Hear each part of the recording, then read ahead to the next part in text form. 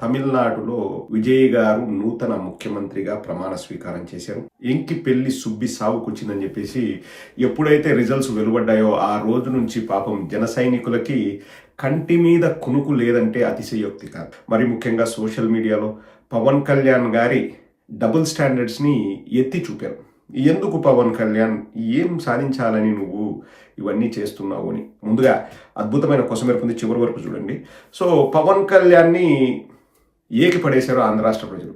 కాదబ్బా, సొంతంగా పార్టీ పెట్టి విజయ్ ఎలా గెలిచాడో చూడు, నువ్వు ఎందుకు ఇలా ఊడిగం చేస్తావు, వేరే వాళ్ళకి ఏం సాధించాలంటావు అంటే జన సైనికులకి కోపం వస్తుంది.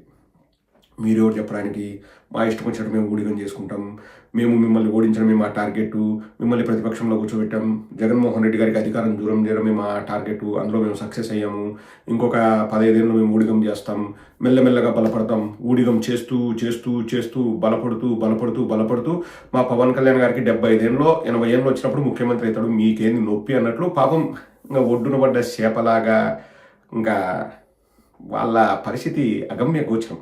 తనకలాన్నారు, మామూలు కాదు, గిల్ల గిల్ల గిల్ల కొట్టుకున్నారు. ఎక్కువ మాట్లాడితే ఏడుస్తారా అన్నంత పరిస్థితి అయిపోయింది జన సైనికులది. ఇక్కడ ఒక 3 విషయాలు అయితే నాకు భలే నచ్చాయండి. ఇవి కేవలం అంటే ఎవరో మీమ్స్ ట్రోల్స్ పెడతారు కదా, ఇవి నవ్వుకోవడానికి మాత్రమే. దాంట్లో మళ్ళా కోడిగుడ్డు పైన ఈకలు వీకినట్టు అలా ఎందుకు ఇలా ఎందుకు అనుకోకండి. అంటే నేను చెప్పేది మీరు అనుకోరు ఎలాగూ. ఈ పాపం బాధల్లో ఉన్న జన సైనికులు ఇట మాట్లాడతారు అట మాట్లాడతారు అంటారు. ఇక్కడ ఒక 3 జోకులు అండి. నేను సోషల్ మీడియాలో చూసి పడి పడి పడి నవ్వాను. ఇంకా కొసమెరుపు ఉంది, అదైతే ఇంకా కొడితే బాల్ 6 వెళ్తుంది. ఫస్ట్ జోక్ ఏంటంటే again just to enjoy the memes and trolls అంతే అండి.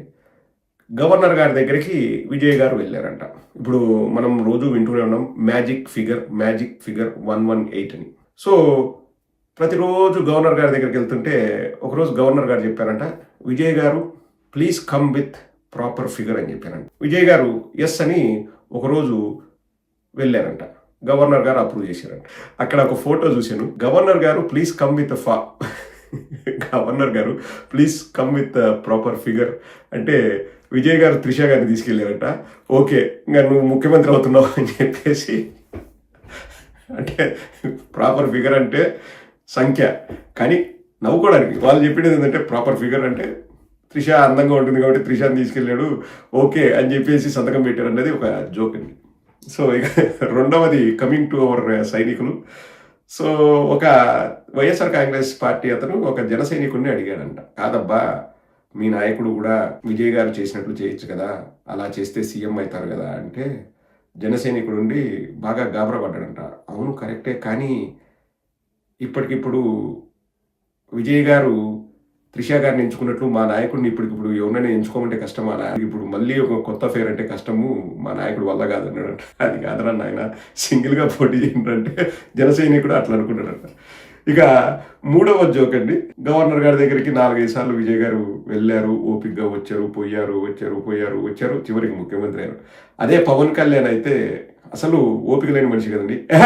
నాకు సీఎం వద్దు, ఏమొద్దు, ఎవరికైనా ఇచ్చుకో నువ్వు సీఎం, నాకు డీసీఎం చాలు, నేను అది తీసుకుంటా, నేను ఎంజాయ్ చేస్తా అని అనేవాడంట పవన్ కళ్యాణ్. ఈ జోకులు నేను చూసినప్పుడు అంటే ఐడియా ఎలా వస్తుందండి, మన నెక్స్ట్ జనరేషన్ వాళ్ళు ఉంటారు కదా యూత్, వాళ్ళ ఐడియాలకి హద్దే ఉండదు.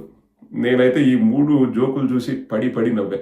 అంటే ఒకటి జోకు, 2 అంటే ఉన్న సిచ్యువేషన్కి అర్థం పడతాయండి. ఇప్పుడు ఫస్ట్దేమో విసిగి వాళ్ళు అంటే విజయ్ గారి అభిమానులు విసిగిపోయి అలాంటి జోక్ ఒకటి స్టార్ట్ చేశారు. రెండవది వైఎస్ఆర్ కాంగ్రెస్ పార్టీ వాళ్ళు జనసేన వాళ్ళని ట్రోల్ చేయడానికి 2వ జోకు. ఇంకా 3వది అయితే పవన్ కళ్యాణ్ ఆ స్థిమితం లేని మనస్తత్వాన్ని తెలియజేసేది 3వ జోక్. జోక్స్ ఉంటాయి కానీ ఆలోచిస్తే దాంట్లో అర్థం కూడా ఉంటుంది. ఇప్పుడు అలాంటిదే ఇంకోటి, ఇంకా ఇది హైలైట్. ఒక వ్యక్తి పవన్ కళ్యాణ్ పైన అభిమానాన్ని ఎలా చాటుకుంటున్నాడో చూడండి. ఇంకా ఇది చూసిన తర్వాత మీరు కూడా ఇంకా చేతులు 2 జేబుల్లో పెట్టుకొని ఎటుపోతారో మీకే తెలియదు. ఒకసారి చూడండి, అద్భుతమైన కొసమెరుపు. ఈ మధ్యకాలంలో ఇటువంటి కొసమెరుపు నేను మీకు ప్రజెంట్ చేయలేదు, ఒకసారి చూడండి. సీఎం కావాలంటే 2 నిమిషాలయ్యా, అవసరం లేదు, పిఎంఏ కావాలి. హిందూయిజాన్ని బతికించాలంటే మరో పవర్ స్టార్ దక్షిణ భారతదేశం నుంచి వెళ్ళబోతున్నాడు, గెలుస్తాడు, పిఎం గా పోటీ చేస్తాడనేది నేను ఉట్టికే లేనమ్మా స్వర్గానికి ఎక్కుతా అన్నదట. అలా ఉంది సీఎం అవ్వడానికే నువ్వు సొంతంగా పోటీ చేయలేవు, పీఎంకు పోటీ చేస్తాడంట. అసలు హిందూయిజాన్ని కాపాడడానికి దక్షిణాది రాష్ట్రం నుంచి పవన్ కళ్యాణ్ గారు పీఎంగా అవతరించబోతున్నారంట. ఇంకా మీరు ఎలా తీసుకుంటారో మీ ఇష్టం, ఇంకా అది matter. Hope you like this video. ఇక్కడ జన సైనికులు మాత్రం హ్యాపీగా ఫీల్ అవుతున్నారండి. అమ్మయ్య, విజయ్ ప్రమాణ స్వీకారం చేశాడు, మాకు ఒక బాధ తప్పింది. ఈ 4వ తేదీ నుంచి 10వ తేదీ వరకు ఈ వారం రోజులు మా బతుకులు బస్టాండ్ అయినాయి. ఇకనైనా ఆ ఊడిగా అనే పదం ఆపేయండిరా స్వామి, మా సావేదో మేము చేస్తాము, మా నాయకుడు సొంతంగా పోటీ చేయలేకపోతే మేమేం చేస్తాము, దయచేసి ఇంకా ఇంతటితో మమ్మల్ని ఆపండి అని చెప్పేసి ఇంకా దీనంగా వాళ్ళు వేడుకుంటున్నారు జనసేన. మనం చెప్పాల్సింది మనం చెప్పినాం. మనం ఎక్కడ కూడా పవన్ కళ్యాణ్ గారిని మనం ఎక్కడ కించపరచాలనే ఉద్దేశం అనుకున్నది. ఎందుకంటే మనందరికీ పవన్ కళ్యాణ్ అంటే ఇష్టం. ఆయన మీద ఆయనకే ఇష్టం లేదు, నమ్మకం లేదు. That is the big problem. ఆ ప్రాబ్లమ్ని ఎవరు సార్ట్అవుట్ చేస్తారంటే డోనోమా.